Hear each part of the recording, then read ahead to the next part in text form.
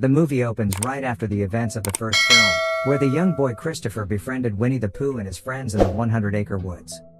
Christopher used to bring them food regularly, until he left to attend college, and as a result, the animals began to starve. Then they started going out and killing people, but Christopher somehow managed to escape from them. Although our protagonist, Christopher, managed to make it out alive, most of the townspeople refused to believe in his story. He slowly became an outcast of the society. But there were also a small group of locals who believed Christopher. Determined to kill the creatures, these people searched the 100-acre woods for months, but they couldn't locate any of them. Pooh and his friends were now pushed deeper into hiding. On the other hand, Chris studied diligently and finished his medical training. He joined Ashdown Hospital as a junior doctor, but it quickly became apparent that the people didn't trust him. In fact, they made a movie about the 100-acre massacre, depicting him as the villain. The scene then cuts to the present, where we see three female friends, Mia, Jamie, and Alice, camping and performing a seance in a caravan in the middle of the woods. Just as they complete the final step, an unseen force rocks their caravan. This scares them shitless, and they assume the spirit has been summoned. And then all of a sudden, Alice, who was leaning against the caravan wall, is stabbed right through the chest by someone. At this moment, Jamie rushes to close the door, but the mysterious being slams it hard, crushing her fingers. It then uses its brute strength to slowly push the caravan towards the lake. Terrified, Mia escapes through the back window, and tries to get away in her quad bike, but it doesn't seem to start. The perpetrator turns out to be none other than the monstrous Pooh, who flips over the caravan, with Jamie still inside. To make matters worse, a cloth catches fire, and the poor girl is badly burnt. Pooh then turns his attention towards Mia, and he makes her step on a bear trap. Then, he drags her away from the quad bike, and starts breaking all her appendages one by one. Mia pleads for mercy, but Pooh responds by driving her head into the same bear trap, resulting in a horrific death. Meanwhile, Jamie's face has been completely disfigured by the fire. As if that wasn't enough, the second creature, Owl, shows his presence. He grabs a large piece of log, and crushes Jamie's head into pieces. The scene then cuts to Christopher, who's in the midst of a hypnotherapy session. Turns out he's trying to recall an important memory from his childhood days. He's starting to see images of his time with Pooh. However, after that, it's all blurry, and he can't seem to recall that important memory. After the session ends, Chris finds his best friend, Lexi, waiting for him outside. Despite all the controversy surrounding him, she has still remained by his side, and believes in his story.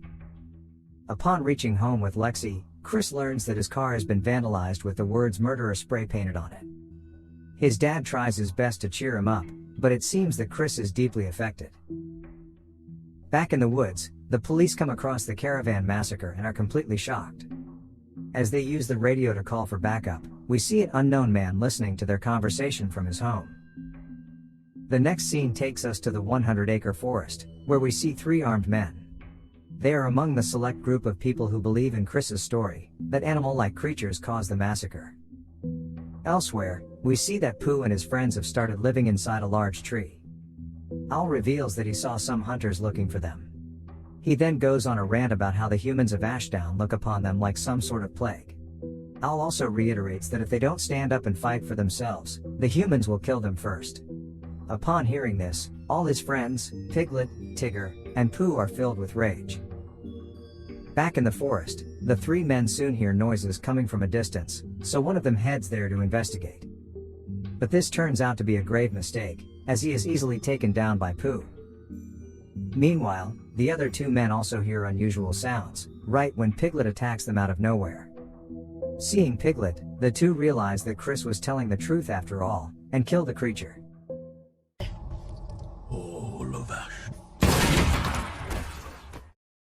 Soon, they find the third friend in a vegetative state, with his neck ripped out.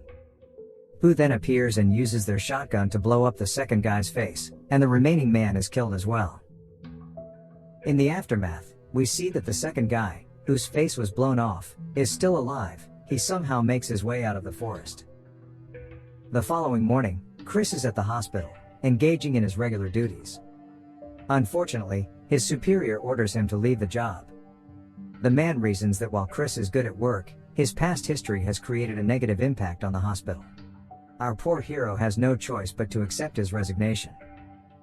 Just then, he spots a janitor whom he finds very familiar, right when several nurses burst into the hallway with the face blown up guy. Chris immediately recognizes him as his school friend, Aaron, and wonders what caused his injuries.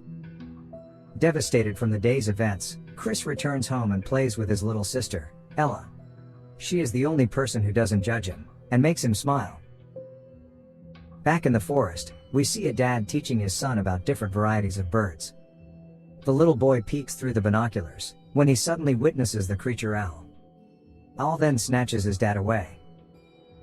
We later see Pooh and his associates throwing the man's mutilated remains into the river.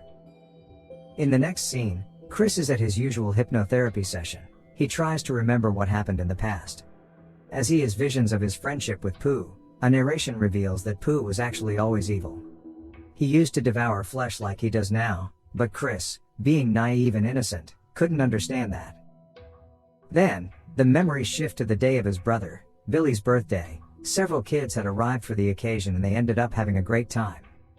All of a sudden, Chris witnessed Billy was lured into a van, and he saw the kidnapper's face.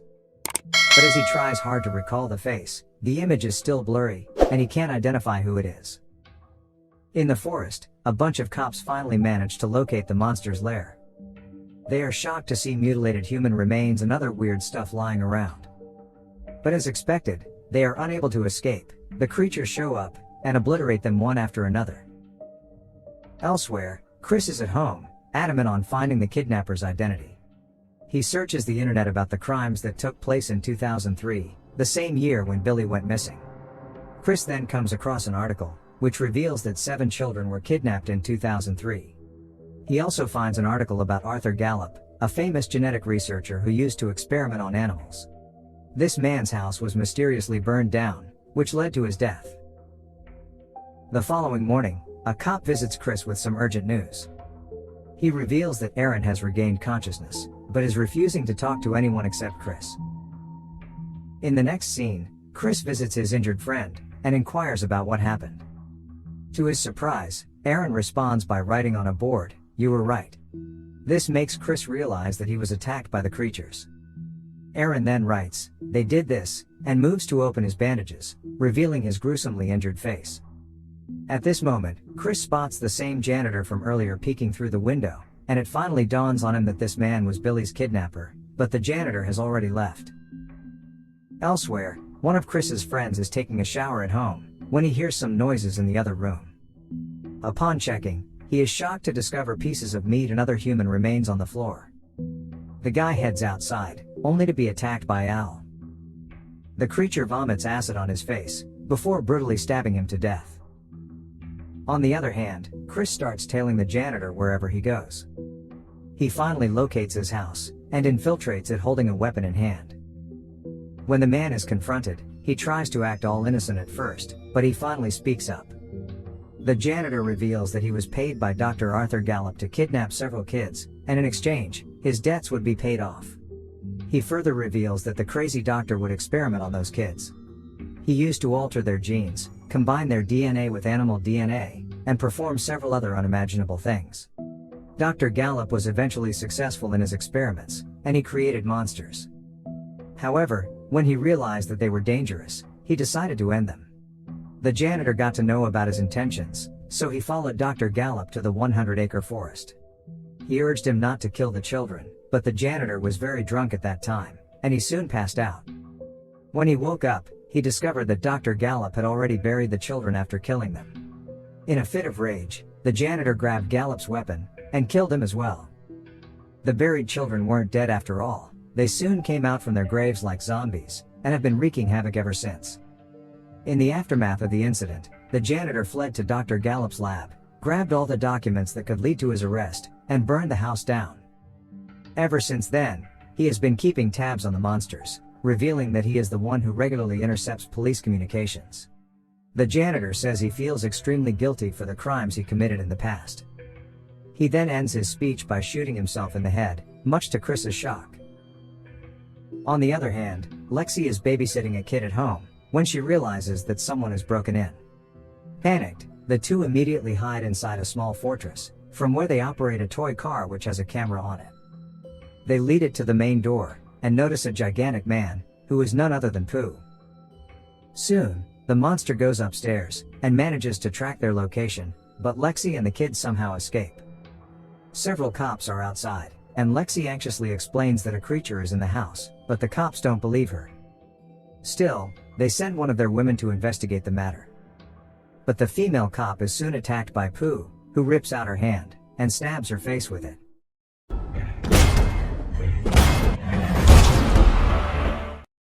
Elsewhere, we see that Chris has stolen a lot of items from the janitor's house, including Dr. Gallup's personal voice recordings and other notes. In one of the recordings, he mentions how his experiments on children are working. The kids are now taking the form of the very animals their genetic sequence has been linked with. They have also acquired regenerative abilities, meaning they can heal their wounds. Just then, Chris gets a call from Lexi, informing him about the situation. She also reveals that one of their friends was found dead earlier at his house, and warns Chris to contact his parents as they could be in danger. Unfortunately, it is too late as we see Pooh has arrived at Chris's house.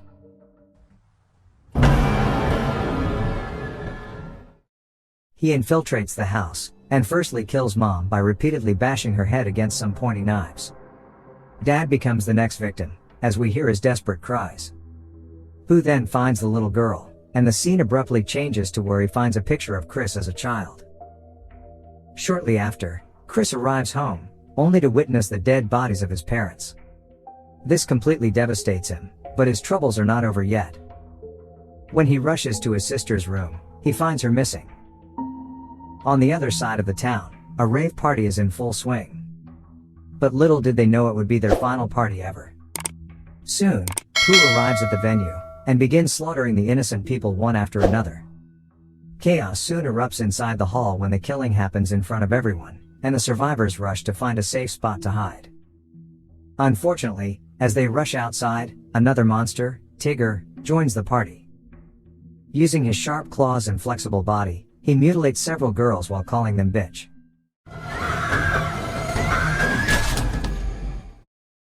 Meanwhile, Chris, who is out to find his sister, hears about the party commotion on the radio. Realizing that the monsters are here, he grabs his gun and heads in that direction. He soon arrives at the venue, only to witness the dead bodies of hundreds of people lying around. Chris then makes it to a room, where he finds a girl still breathing. As he tries to talk to her, Tigger confronts him from behind, but Chris bravely shoots the creature in the abdomen. He fires several more rounds, causing Tigger to flee with grave injuries. At the same time, Pooh is going about his savage business with each of his victims. Following this, Chris rushes to the 100-acre woods, hoping to find his sister. Shortly after, Pooh arrives at the scene, holding a chainsaw in hand. Chris desperately asks about his sister's whereabouts, but Pooh starts the chainsaw instead, and begins pursuing him through the area. A game of cat and mouse then follows, which ends with Chris on the ground, and Pooh about to attack him. But at that moment, the monster spots something, which causes him to drop his weapon and ignore Chris. He takes a few steps forward, where he sees the very grave he came out of. Pooh imagines the younger version of himself standing next to him, making him emotional. Seeing this, Chris calls him Billy, finally revealing that the monster is none other than his brother. He apologizes for what he has been through, but pleads that his sister be released. However, Pooh doesn't care about family anymore, and he picks up Chris. Lexi then arrives out of nowhere, and when Pooh is about to kill her too, Chris grabs an axe. He ends up plunging in Pooh's head, finally killing him. In the aftermath of this incident, Chris and Lexi make their way out of the forest, where the police are simply waiting for them, as they should be in this situation. An officer reveals that they found Ella at home, unharmed. Turns out Pooh never attacked the little girl. In the final scene, we are taken to the monster's lair, where Al has brought all of his deceased friends, including Pooh, Tigger, and Piglet. He applies a sticky liquid to their wounds, and laughs maniacally as they start coming back to life. The movie ends as Al says, "We'll all be back for you, Christopher Robin."